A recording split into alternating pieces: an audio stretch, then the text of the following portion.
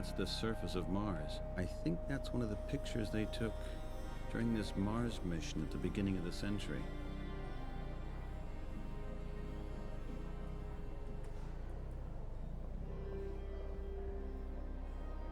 Authorized personnel only.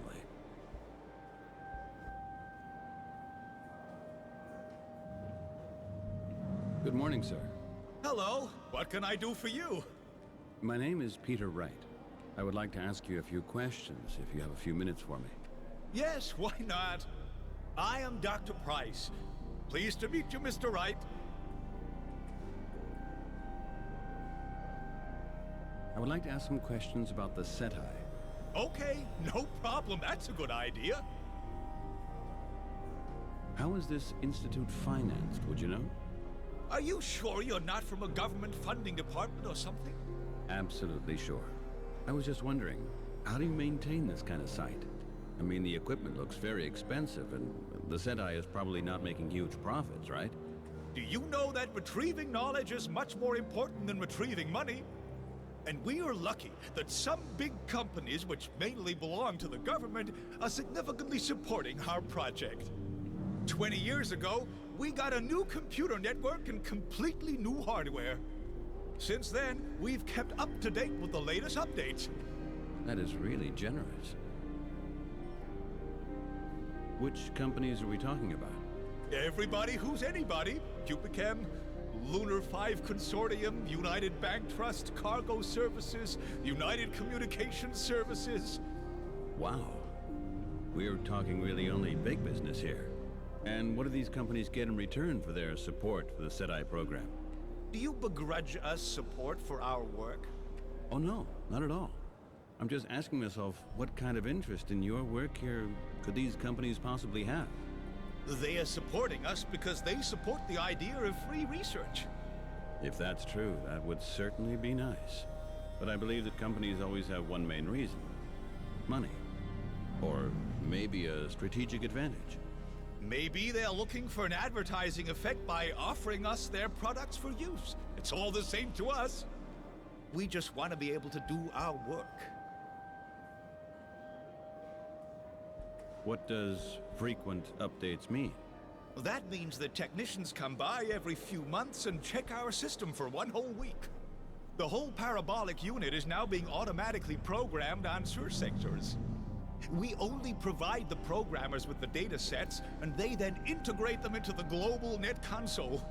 The rest is automatic. Uh-huh. That means you here at the Institute don't have to feed your system with any data or information yourself, right? Right. All we do is filter the results. The system works according to our guidelines, but is otherwise completely autonomous. It's extremely practical and minimizes the error quota to almost zero. Does that mean you don't even need to employ any technicians anymore? No, no one. We are happy that we don't have to deal with the technology anymore, you know. Is that the reason why the second floor is cordoned off today? Yes, that's right. The programmers and technicians of Communication Services are now up there. They are now working on the system update for the week, and then we'll have trouble-free operations for the next few months. What do you think? Could I watch for a little bit? I'm just curious how this works. I'm sorry, but that's not possible. I had to turn away a man recently because of that. Our systems are extremely sensitive, and only specialists can enter the hardware rooms. And you're not even allowed in yourself? No, I don't know enough about the technology up there anymore. The progress is just too immense to be able to keep up. We're just interested in the results, and they are top. Can I ask you something else? There's something else. What is this site used for? What? How do you mean that exactly? Is that a kind of control question? Are you from the government funding department or something? We already had to let 5 people go just last year, and I'll personally chain myself to the entrance gate if you... No, don't worry. I'm asking out of curiosity only. You know how tourists are. Okay, you're a visitor? That's interesting. Sure, of course. So, What? I asked you a question. Oh, right. The SETI. You have to excuse me, but the computers are being checked up there, and I'm even more nervous than I normally am. So, where was I? The SETI. Yes. The SETI investigates space for possible existing signal transmissions of extraterrestrial intelligence and civilizations. We direct our radio telescope at specific sections of the sky and wait for signals to check them for regularities or patterns. And we drink coffee, a lot of coffee. Oh, yeah, I can imagine that. Maybe you want to cut down on that. Oh, yes. You noticed, did you? And did you find something already? Oh, we find thousands of extremely promising signals every month. Many of them have such a complex structure that it takes us months to analyze them. And did something ever come out of that? We don't know about that. What do you mean you don't know that? Well, we can't be sure that the signals that we are getting are actually signals. Even the background radiation of the universe could contain a code that we only interpret as static, because we simply don't have the analysis methods to decipher it. But we don't just listen, you know. We also send a signal ourselves. It contains basic information on humankind in a logically constructed sequence. But so far, nobody ever answered, right? No. If we are lucky, we could expect an answer in a couple of 100,000 years. Do you yourself believe in aliens? Believe? You're asking me? Believe? What do you think? Oh, that means no? I don't just believe, my friend. I know that they are out there. They are already among us, swarming out every day and investigating our planet. Is that right? That sounds as if I've heard that somewhere already. How do you come up with these things? I have seen one of the UFOs myself. At night, in front of my neighbor's window. Unfortunately... You didn't have a camera handy? Exactly. How did you know that? Intuition. Do you know that the UFO actually radiated a red light too? An intensive red light. I don't think it would have worked out to take a photo anyway. And, shall I tell you something? My neighbor disappeared after that UFO incident. Just disappeared. I guess they took him with them to do research on his anatomy. And to cross him with our vegetables. You can never cross that out completely. Can I ask you something else? There's something else. I would like to ask a question about a visitor you had here. He must have been here a few days ago. A certain Graham Oswald. He's a journalist. Oswald? Never heard of him. I have his picture. Here. It was taken here at the SETI. Right in front of your parabolic dish. Can you see? Oh, yes! That man! I remember him. But he wasn't called Oswald. He said his name was Drake. You still know this? Of course. It's exactly the same name as our Drake from SETI, you know. An important researcher from the last millennium. I asked the man if he was related to him. But he wasn't, of course. He gave you a fake name. His name is definitely Oswald. What did he want here, do you know? Well, you'll laugh. He wanted to go up to the computer room, too. But I didn't let him, of course, since we had the technicians up there. He was very disappointed. I offered to give him a tour of the site so that he didn't come here for nothing. And? Did he accept your offer? Well, it was rather strange. We stood at the parabolic dish, and I told him about the technical details, and suddenly, he was no longer standing next to me. And where did he go then? Did you find each other later? No, he was gone. Disappeared. I don't even know how long I'd been talking to myself for. What else did you notice about him? He looked somewhat alarmed. Alarmed? What do you mean? Frantic, nervous, pale, as if he'd heard or seen something terrible. But you can't imagine what that could have been by any chance. No, I'm sorry. He was rather confused. And then he forgot his bag. What was that? He forgot his bag. Where is it? In the souvenir shop. Paul's got it. I'm a friend of the family. I'll bring it back to his wife, okay? A friend? Yes, a friend. We're neighbors. You can ask his wife if you want. You want me to give you the messenger number? Oh no, that'll be fine. Just go over. I'll tell Paul to expect you. Can I ask you something else? I have a question for you personally. For me? Oh, if you want. What exactly is it you do here? I work here. You know, earn my living and so on. Well, to be more precise, I don't actually work here to earn my living. That too, of course, but not just. Not even mainly, but secondarily, but that's not important. Do you understand what I'm saying? Yeah, I think I do.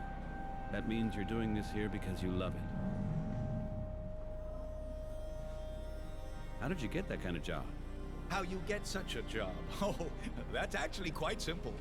You just need straight A's in all mathematical and scientific subjects, an IQ of 130 or above, very few social contacts in a computer. On most counts, I would be eligible, I think. You mean top scientific qualifications?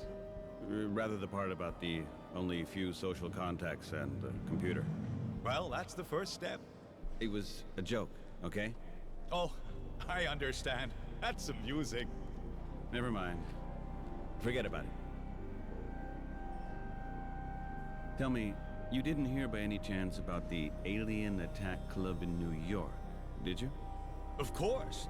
Those are the especially talented young men. They've carried out numerous hacker attacks on our telescope, as far as I know. Extremely professional and adept work. We only tracked them down with the help of the internal firewall. That's very interesting. And didn't you report them to the authorities? Me? But why? They are real fans of our work. Amazing. If I were 10 years younger, I'd... Do illegal things together with them.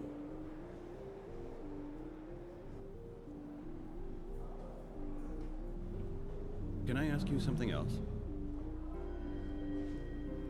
I'm gonna look around some more.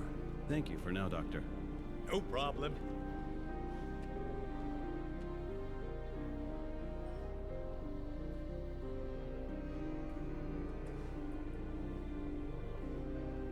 Fascinating.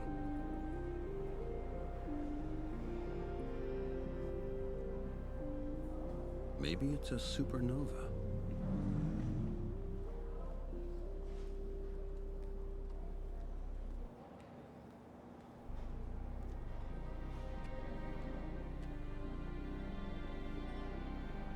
Maybe it's a supernova.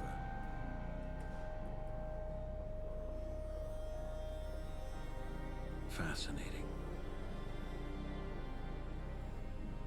That looks threatening. Maybe it's a supernova.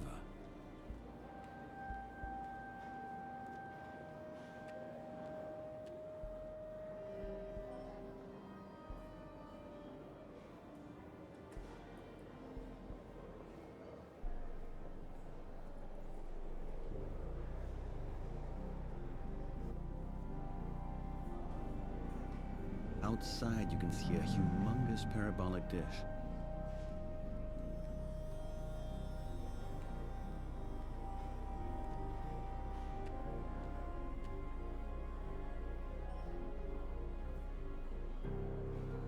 Well, here's some background information about the SETI. The Institute consists of this eavesdropping system, the exhibition building, and the observatory for kids.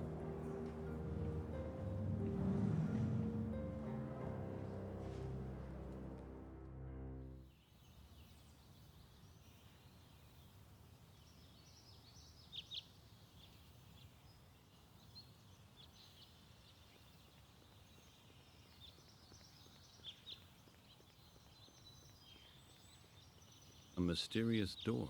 Behind it, there's probably the control room for the parabolic system. It says no entry.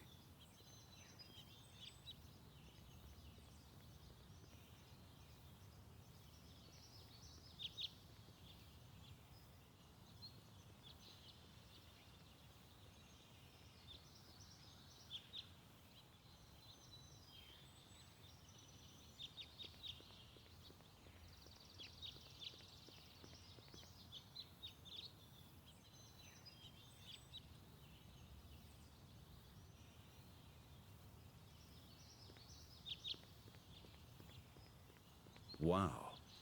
Life-size alien figures.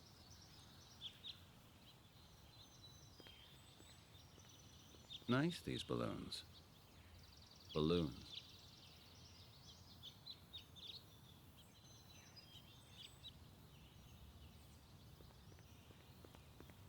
Seems to be closed. Only one guy is in there. An express photo machine. From the 20s, I would guess. I can remember Patrick and me sometimes taking snapshots in these things.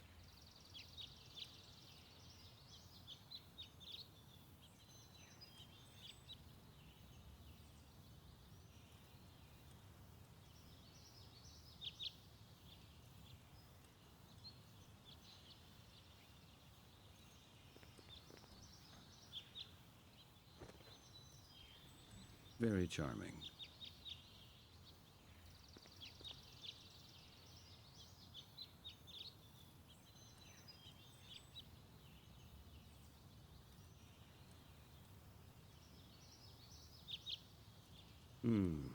Let's see. He really carried a bunch of weird stuff with him. Needle and thread and knife and... I think that's an old video cam.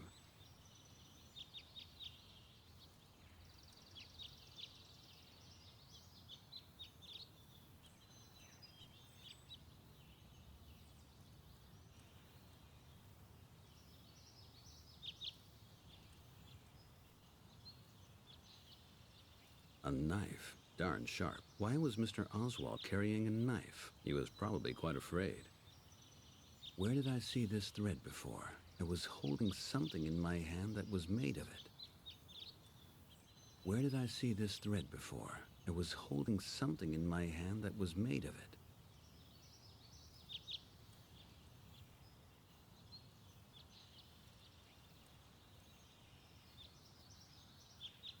Where did I see this thread? I was holding...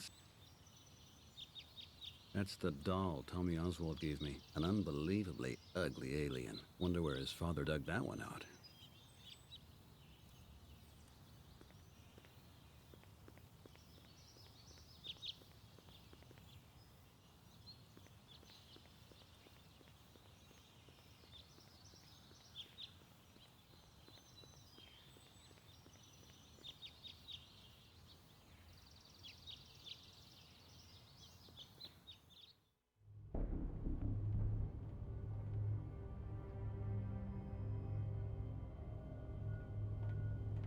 They seem so in love. I better not disturb them.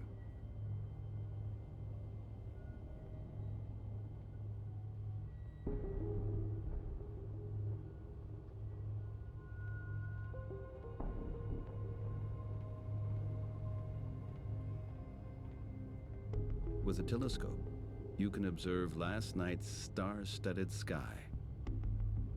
With a telescope,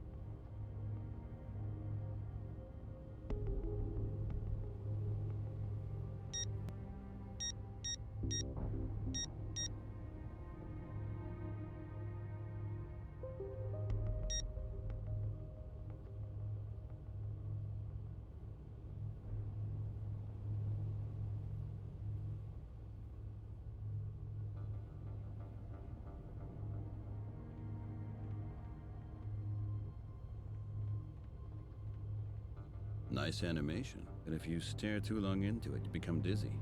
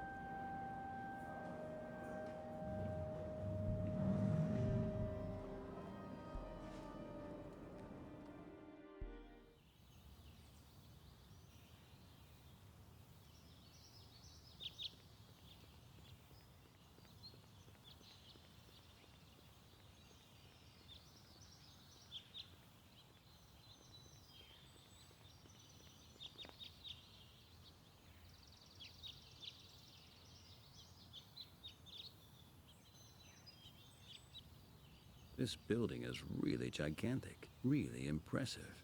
This building is really gigantic, really impressive.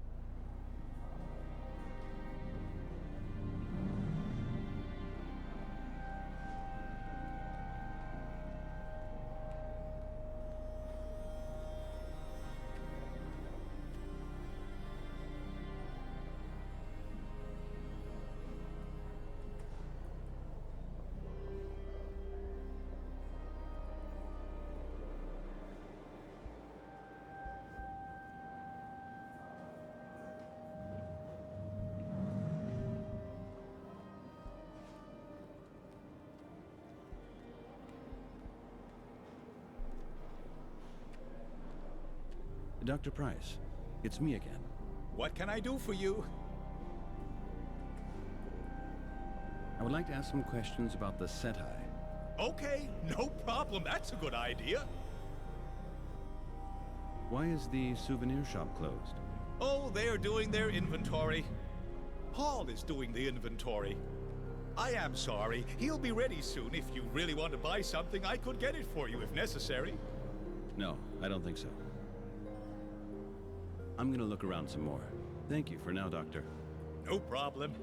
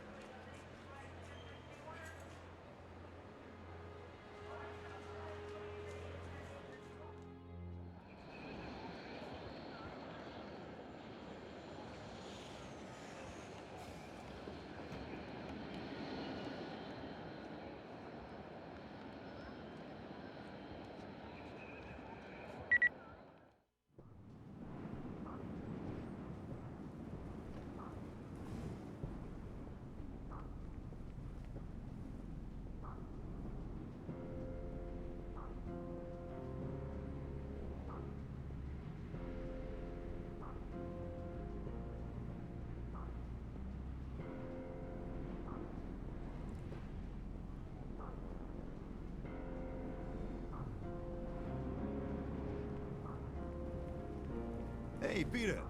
How's it going today? Man, do you look tired. Didn't you sleep too good? On the plane. Oh, you were traveling. Pretty short trip, huh? Pretty exhausting. I was in Puerto Rico. Oh my god. What did you want there? I made a trip to the SETI Institute. Has the alien craze infected you now too? Maybe. In a way. I'm not so sure yet. Should we be worried about you? That's something I'm asking myself sometimes. Hey, Peter. Man, didn't you sleep? On the pretty. Oh my. I made it. Has the Maybe. Should we? That's something.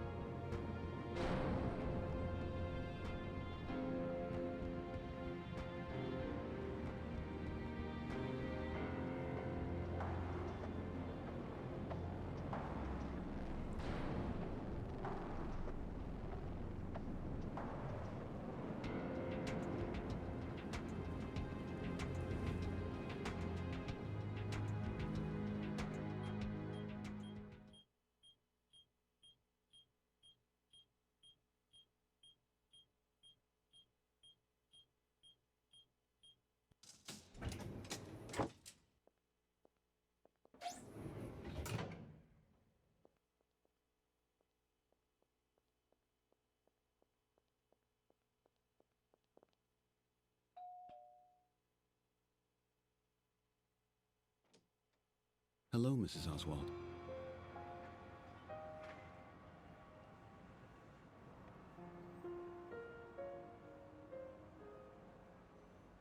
Hi, Peter.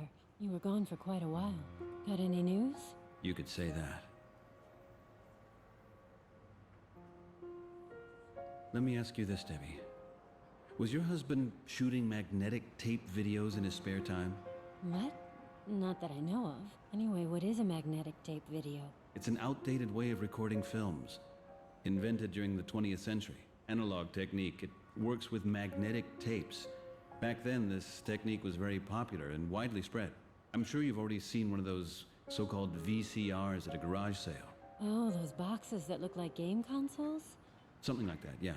Anyway, your husband owned such a video cam which is used for recording films on these magnetic videotapes. Did you know that? He never told me anything about it, and I haven't seen the camera before either. I found the video camera in a bag which your husband forgot at the SETI. Or maybe he left the bag there on purpose, I don't know. There were also some other things in this bag.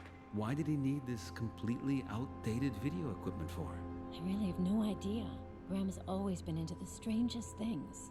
Maybe it has something to do with his article. Maybe he did something about the history of technology.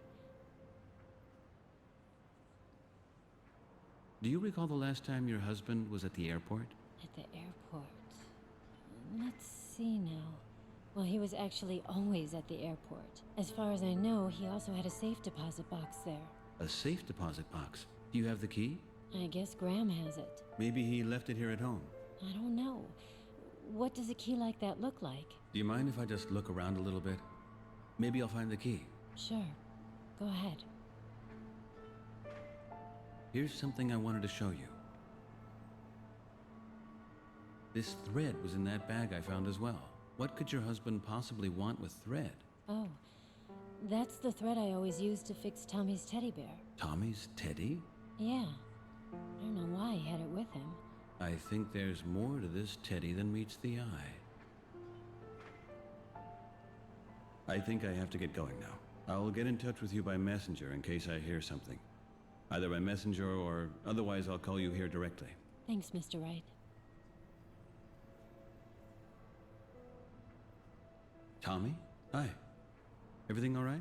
Have you found my dad? No. No, not yet. Unfortunately. Listen, Tommy, can I borrow your teddy real quick? Why? I just would like to check something. You'll get him back. It could be very important. Okay.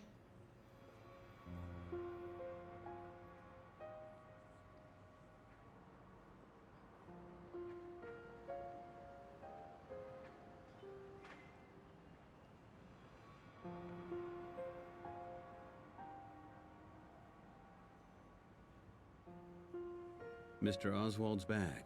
He forgot it at the SETI. Look at that. There's an old magnet tape inside the teddy. A videotape. Probably belongs to that camera I found.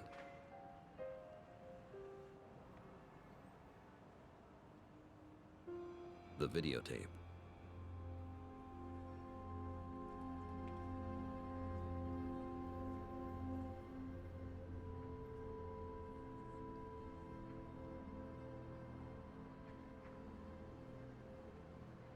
I really should talk to her about it. Hi, Peter. You were gone for quite a while. Got any news? You could say that. Here's something I wanted to show you. The tape was in Tommy's teddy. Why did your husband hide this tape inside the toy? My goodness, I have no idea. I guess he wanted to hide it, but I don't know from whom or why. That I would like to know as well. I'm gonna look at the tape. If I can somehow dig up a VCR, that is. I think I have to get going now. I'll get in touch with you by messenger in case I hear something. Either by messenger or otherwise I'll call you here directly. Thanks, Mr. Wright.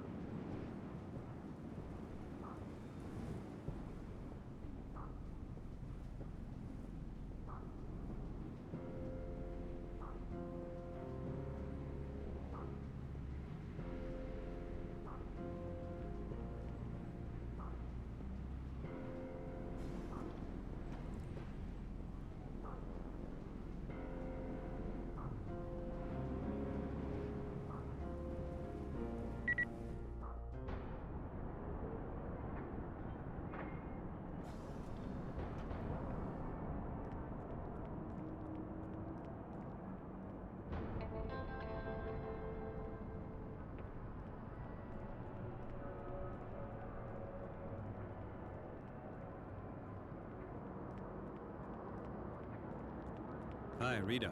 It's me again. I can see that, sweetie. You got another minute for me? Of course, as I still have hope. I gotta go. I'll see you, okay? Okay.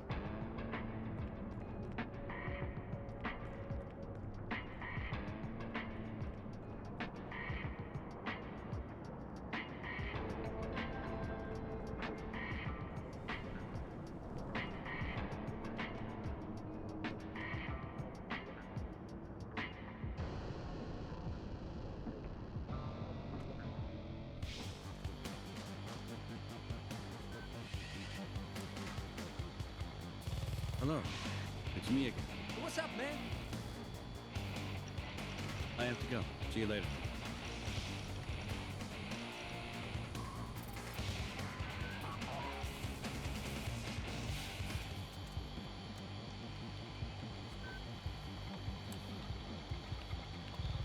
It's me again. Just look at that, our subversive colleague. Well, partner, what dastardly deeds can I congratulate you on? I was at the SETI, and I snooped around a little bit. And did you find out what your secretive friend wanted there? Yeah, well, I'm not sure what I should think about this. I found a bag that belonged to him. He was carrying very strange things around. I see. Such as?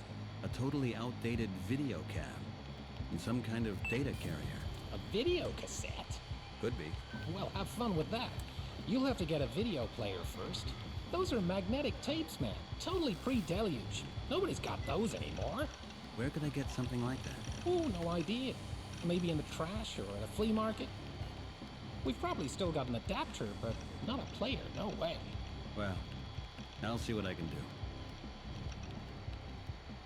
No, not yet. Pitiful. What do you want to do now? I don't know yet, but I will find that out as well. That cable over there on the workbench. Can I have it? Have? What do you mean? For free? Do you really need to take money for everything? You don't even use this wire anyway. Okay. But listen, you gotta give me something for it. What do you mean, something? For example? Something that I would like. A small gift of recognition. A bonus. All right. I'll think of something.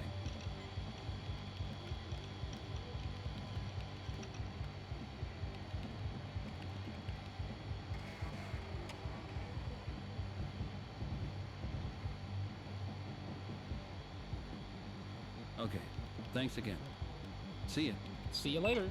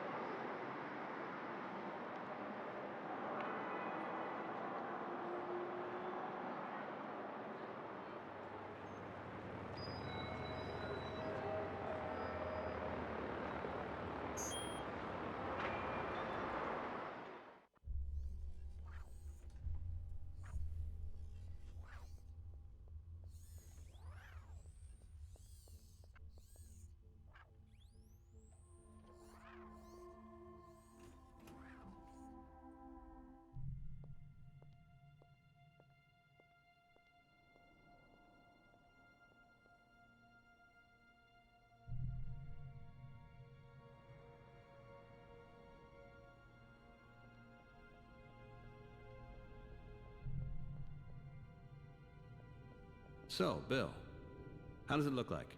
All clear so far. You back already? I thought you had some time off. Yeah, well, I still have to finish something up. I found some sort of magnetic tape. Do you think you could possibly read this thing? A magnetic tape? What do you mean? A cassette of some sort? I would guess so. I don't know the exact name or model number for it. Jesus! That's a damn VHS tape. No one's used that format since 2010. A real antique. Where did you get it? That's not important. I'd just like to take a look at it. How would I get a hold of a VCR? Where do they still have them? Any idea? A video recorder? Man, that won't be easy. If I were you, I'd try the Media Museum. Or on the scrapyard. Hold on. The best place to look would actually be Greenwich Village. There are still a few antique dealers who deal in these old things. That sounds like a plan. Maybe you even have an address for me? I've heard of a guy called Huntington who's got a shop there. He seems to be a bit weird. What do you mean, a bit weird? Well, it's just that I read something about him in the Electronic Observer. He's paranoid, believes in conspiracy theories, and he won't cooperate at all with the authorities. He won't allow his shop to be linked up electronically and refuses to go global net standard bookkeeping. A really stubborn old man. Yeah, well, a certain stubbornness that comes with age. Heard that happens sometimes. And he got away with that? Well, anyway, he made enough of a fuss to get into the Electronic Observer. There was a photo of him standing in his shop. The most unbelievable collection of old junk that you have ever seen. Perhaps he still has a shop. Huntington, Greenwich Village, right. It actually sounds kind of promising. Thanks, Bill. Okay, I gotta go now. Right. Okay then.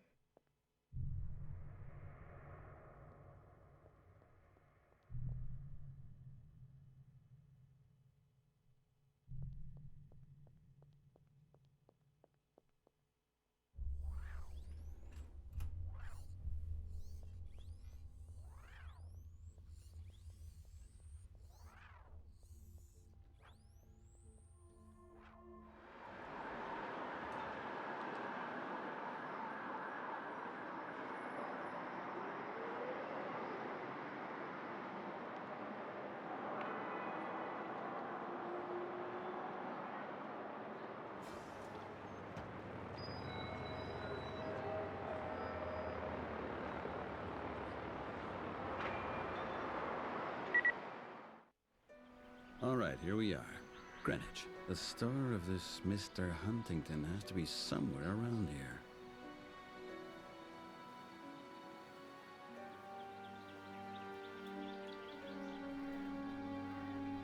This store offers French delicatessen. Here in Greenwich, almost everybody is an artist or an intellectual.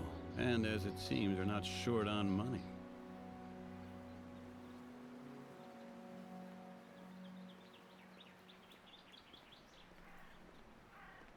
A tiny club. I think I've been here before, with some of my co-workers.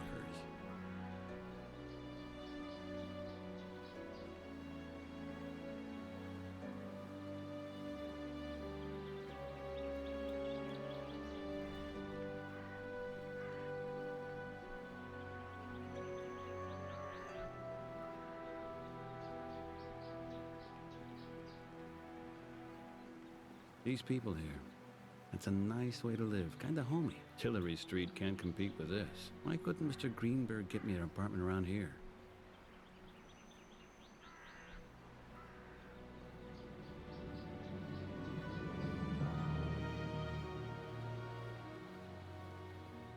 A bunch of old stuff. Even though it's charming, it's also pretty expensive. Hey, some of these things we had when we were kids. Unbelievable how fast all of this becomes outdated.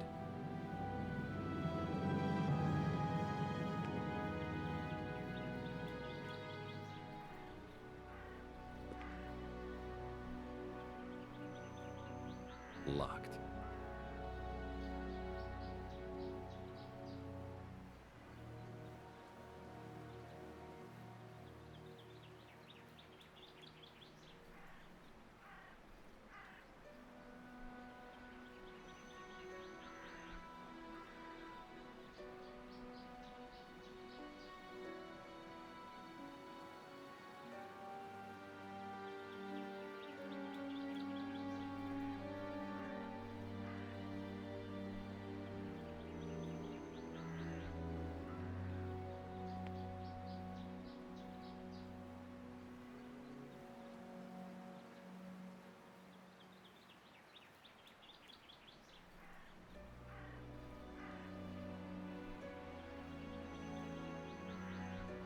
There's a sign on the floor. Looks as if it fell off.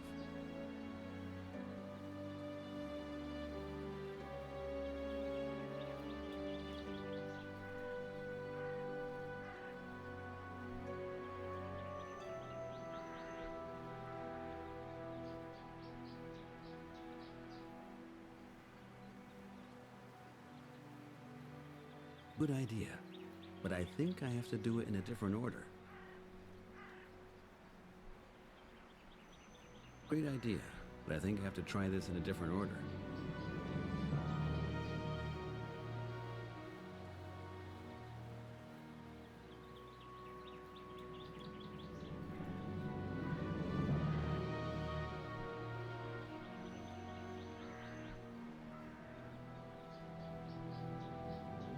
A nice little fishing rod, almost done.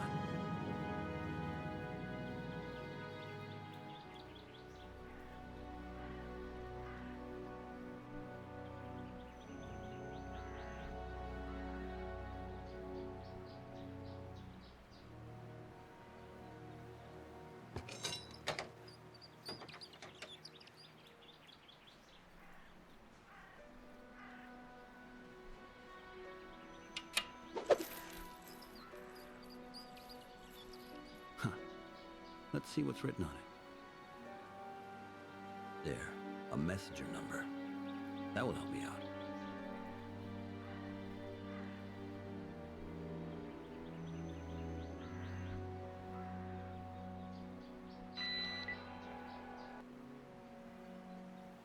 Huntington Antiques. Ah, good afternoon, Mr. Huntington. Are you open for business? Of course. But the door is closed. Would you mind to open the door for me? What do you want exactly? Well, take a look around. Maybe buy something. Nothing out of the ordinary. Well, I'll open up for you.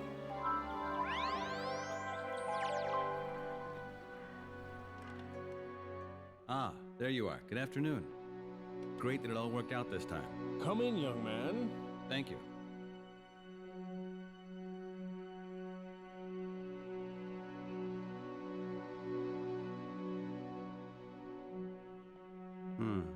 A globe. Relic from a time when the world was still in order. On second thought, there's probably not much difference.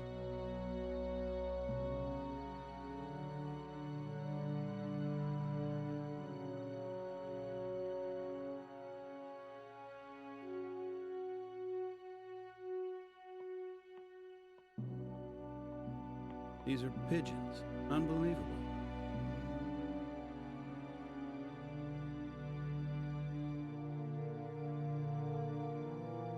I don't believe it.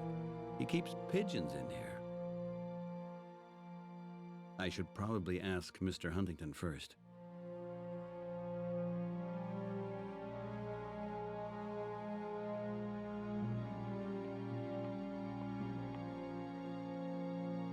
Nothing there.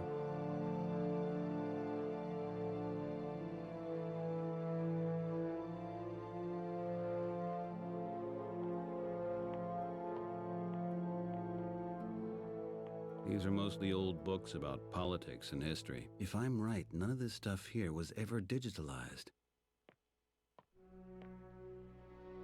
Hopefully the old guy knows what he's doing here. He has books here that are listed on the Print Crime Index.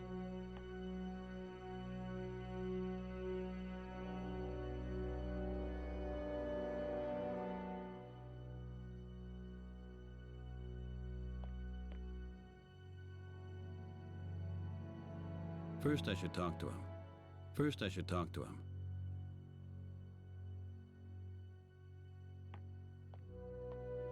Oh my gosh. What is that thing? The cash register? I guess I can't pay with a messenger here.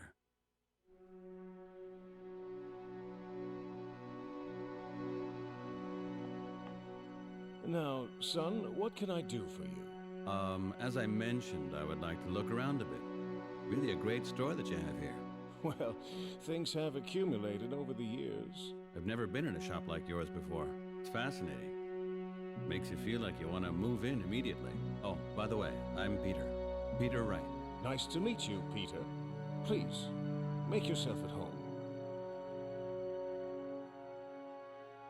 Let me ask you, would you mind to tell me a little bit about your shop? Everywhere you look around here, it seems to breathe interesting stories. If you like, please. I don't have much company here. Most young people aren't at all interested in old things. They just want consoles, telescreens, well, you know, whatever is trendy these days. Yeah, of course. And I have to admit, I have a telescreen myself. I hope I can stay anyway. Of course you can. Where did you get all these things from? Oh, well, from a lot of different places. I get things from house clearances, from other dealers, stuff people chuck out. Sometimes people come in with family heirlooms. A few things are from my own family. Some of them look pretty European. Oh, yes, yes. I used to import a lot from Europe. The antiques market is, of course, a lot bigger there, and pieces are cheaper, too. I bet it took forever to collect all these things. I've spent my whole life doing it. Why do you keep pigeons in here? Why do you ask that? Oh, just like that, because I was curious. I mean, it's actually not exactly common to keep pigeons in closed rooms, especially not in an antique shop. Well, yes, you're probably right. Let's just say they're my hobby. I would say it's really pretty unusual that someone keeps pigeons in his place of business. Wouldn't you say? They're practical, and they're company. What could be practical about this? They're carrier pigeons. Carrier pigeons? Seriously? You really send your mail through pigeons? Are you serious? Only that way. That is absolutely unbelievable. My grandfather told me about his carrier pigeons, but that was 30 years ago. Today they're worth more than ever. But carrier pigeons are really slow, and I mean, there are 1,000 other ways to communicate. But no other way is as safe. Whatever I send by carrier pigeons cannot be read in any computer, and it will not go into any archive. Oh, I understand. You're worried that someone could invade your privacy. Don't you? I'm not quite sure. I would like to think that the security standards are pretty high everywhere. You just have to watch out who you let get into your private stuff. Security? For who? For us. For you and me. For everybody. My neighbor can't snoop through my mailbox. It works as good as a real mailbox would. So then, why must carrier pigeons be reported? Carrier pigeons have to be reported? Certainly. It's been like that for the last 15 years. Well, please don't get me wrong, but you could use them to conduct illegal communication, and that's not in the interest of the communal safety. So, my privacy threatens communal safety. Is that it? Depending on the circumstances, yeah. Any offense wouldn't be a private matter, would it? There's always a compromise. That sort of safety I can do without. And that sort of compromise, too. And that's not only your decision alone. That's why we have laws. And they serve us all. Well, they don't serve me. I use pigeons. Don't get me wrong, Mr. Huntington, but bug-proofed carrier pigeons and so on, that sounds to me just a wee bit paranoid. Do you really feel persecuted? Oh, you know, persecuted isn't a nice word. Let's just say I have my own views about the world. But it must be pretty strenuous to permanently live with that kind of fear.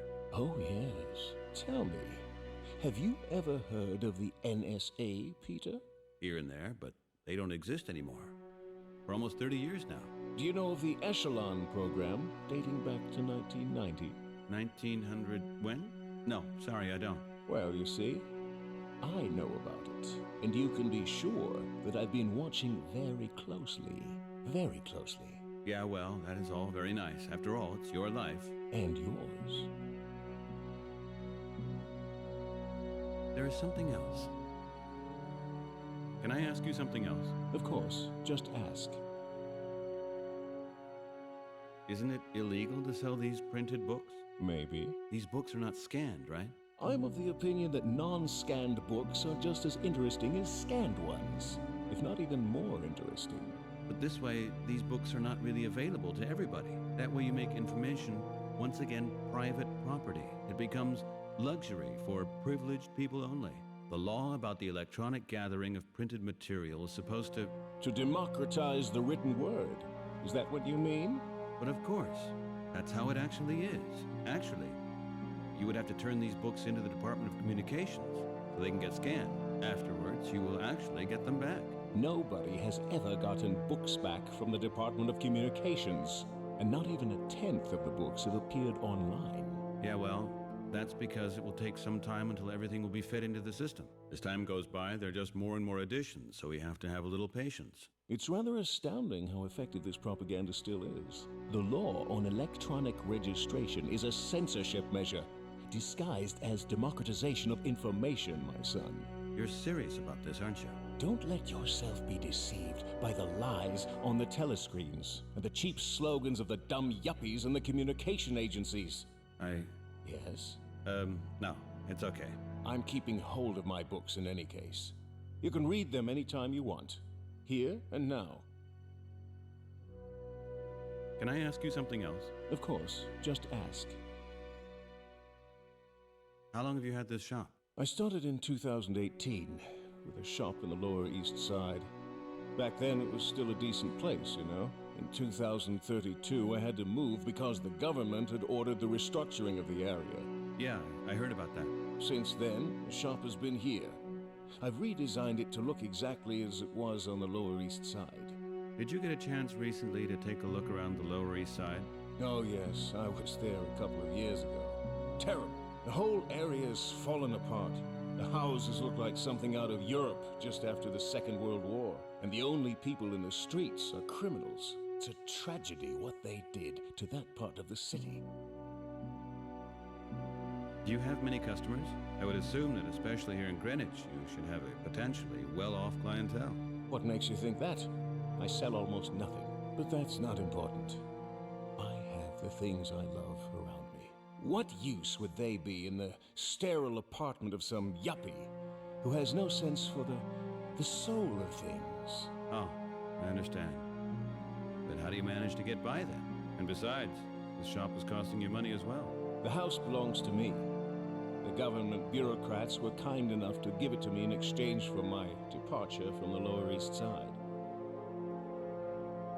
Can I ask you something else? Of course, just ask.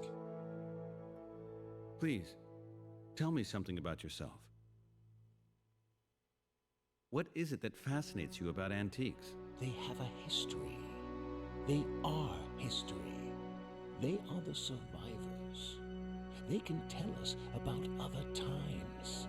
The things here in this shop are not simply what they are. They aren't just objects that take up space in a room. They are what they represent, what they are linked to. Memories, feelings, thoughts. They are like an archive of what our lives were like. Maybe sometimes we don't really want to know what the essence of our life once was. Sometimes it's better to forget certain things. I think it's those things that we would rather forget that are really worth remembering. But it could also break you, living only in the good old times. And it can destroy you to live without any memories. May I ask you how old you are? I'm 64. Year of birth, 1980.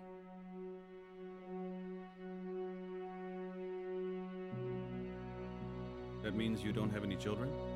No, Anna couldn't have children. Oh, but the cloning procedure was already known, wasn't it? Did you never consider... Well, yes, we spoke about it.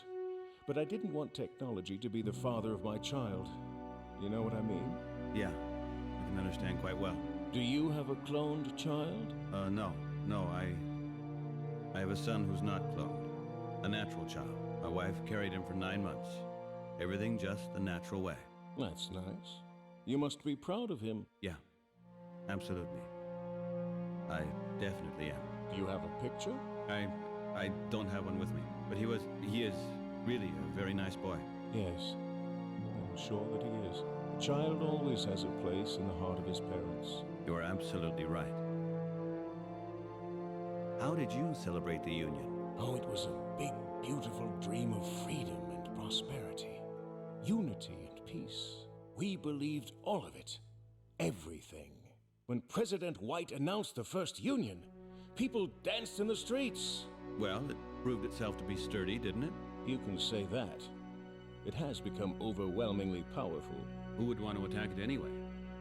Besides a few Luddites, maybe. Nobody's dancing in the streets anymore. People are content. They don't dance, but they don't complain either. What else do we want? Yes. What more can we ask for? I have another question for you. Do you run this shop here alone? Yes, unfortunately. My wife used to help me. Oh, I assume she is... I'm very sorry about that. I didn't mean to... She's not dead, if that's what you mean. She disappeared. She disappeared? Yes, 2031, during the raids against the Luddite riots. You want to talk about it? It's been a long time. A very long time. You know, if you don't want to talk about it, that's... I can still remember the exact date. It was May 31st, 2031. On that day, the NYPD had announced that the area was to be cleansed of technology criminals because of the bombing campaign of 2030. It was thought that the Luddites had an operations base in the Lower East Side. They didn't consider that a lot of normal residents in the Lower East Side wouldn't want to leave their houses too. In the early hours of the morning, young people had started to gather in the streets. The mood was getting more and more heated, and by midday, the young people had started building barricades in the streets. Were you there as well? Anna and I were in the shop. We closed and kept completely quiet so that nothing would happen to us. Old tires were burning in the street. The air was black with smoke. As the armored vehicles moved in, bottles and stones started flying. The police had 300 men there who shot knockout bullets straight into the crowds. That sounds terrible. Then, this little girl came to our door and knocked frantically. Anna answered the door and the girl took her by the hand. A man lay injured by the barricades, maybe her father. I stood by the door and called to Anna, told her she should come back. Anna ran to the man. He was still moving, and I saw that she was trying to help him. And then what happened? Then riot troops from the NYPD arrived.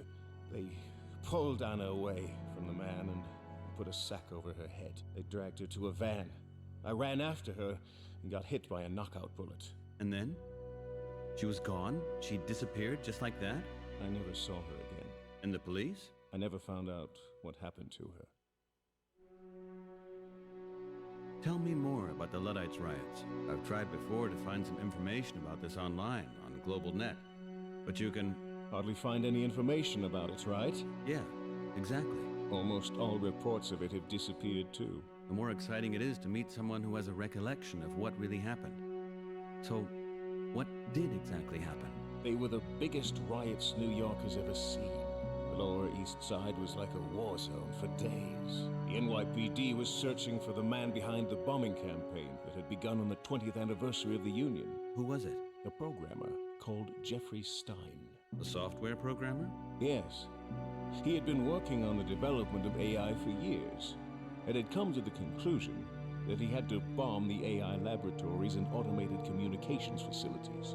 He became the first machine basher of the new millennium to take up arms. In short, he wanted to bomb us back into the Stone Age. That's one point of view. On the Lower East Side, he had a lot of supporters. But why did people support him? The Lower East Side had 6 industrial zones that employed thousands of people. And when all the factories were switched over to robots and equipped with AI, almost everybody in the area was left unemployed. That I didn't know. Stein realized that. That's why the robotic units were the main targets of his bombing campaign. For the people on the Lower East Side, that made him a hero. And the riots? At some point, the NYPD found out that Stein was hiding out in the Lower East Side. Their plan to smash up the whole area was the cause of the riots. What became of Stein? It is said that he was shot during the riots. A man by the name of Emerson has supposedly taken over his role. And what do you think about the most recent bomb attack? I think it's wrong. I'm glad to hear that. I almost got the impression that you sympathize with... Murderers? Yeah. Murderers. Cowardly murderers at that. I sympathize with freedom. But you don't achieve freedom by killing innocents. Then you are in favor of the cryptography prohibition, I take it? Absolutely not. You will vote against it? I won't have anything to do with it. I'm not going to use a messenger in the automated voting booths. You're against it, but you won't vote against it? It's really hard for me to follow you there. I'll wait, Peter. What is wrong will fail. You'll see. I think this law will pass. It won't. Greenberg and Winter did come up with a good PR strategy for it. It'll all come to nothing.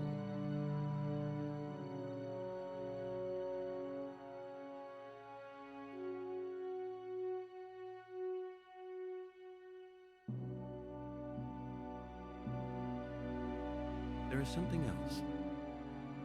Can I ask you something else? Of course, just ask.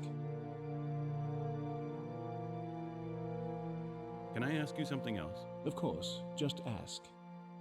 I'm looking for a certain device. One with which I can play back old magnetic tape cassettes. Oh, you mean a VCR? Yeah, probably. That's amazing. Yeah, I know. Not a single soul has a thing like that. Nobody seems to need something like that anymore. But I do need one. That's not what I mean. I'm amazed because you're the second customer in 2 weeks who's wanted to buy such equipment. And you're also the second in the last 10 years. Another customer? You wouldn't happen to still know his name? No, he didn't tell me. But he didn't actually buy a VCR. He bought a video camera instead. And a tape. That would be really more than a strange coincidence. Well then, do you still have a VCR then? I think so. But I'm not totally sure where it is. You can see how things are here. Yeah, of course. I'll go and look around right now. And if there is one here, I'll find it. Can I ask you something else? Of course, just ask. I have to go. I'll see you later. Okay. See you soon, Mr. Wright. War of the Worlds by Orson Welles. Gonna get it. Mr. Huntington, I'm interested in this radio play. Unfortunately, I don't have any cash left. Only my messenger. I'll come back later and bring cash with me, okay? Okay.